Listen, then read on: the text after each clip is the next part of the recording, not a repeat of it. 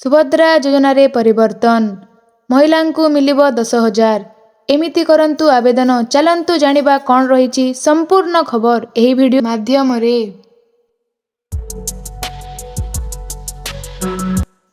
नुआ दिल्ली भारत सरकार लोकाभिमुखी योजना गुड़िक मध्य सुभद्रा योजना अन्यतम।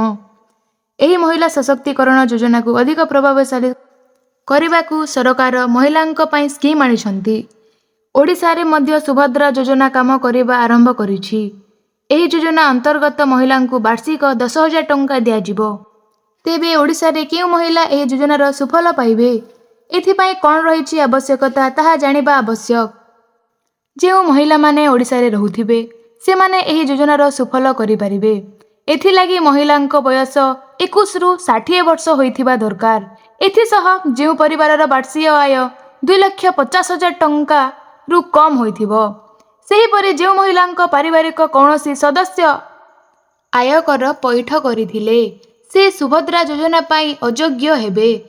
तेबे जदि ए जाय सुभद्रा योजनार नाम सामिल करि नाहंती तेबे सुभद्रार ऑफिशियल पोर्टल रे जाई निज नाम पंजीकरण करि नियंतु। एथिरे निज नाम सह पिता बा स्वामींक नाम, आधार नंबर, बैंक खाता रे सविशेष विवरणी देबाकू हेबो। एहा परे ई-केवाईसी करिबाकू हेबो। एसबु सारी आधार कार्ड, बैंक पासबुक, रहुथिबा घरर प्रमाणपत्र परी जरूरी डॉक्यूमेंट अपलोड करिबाकू पड़िबो। एही सबु काम आपणक पटरु सठिक रूपे करिबा दरकार।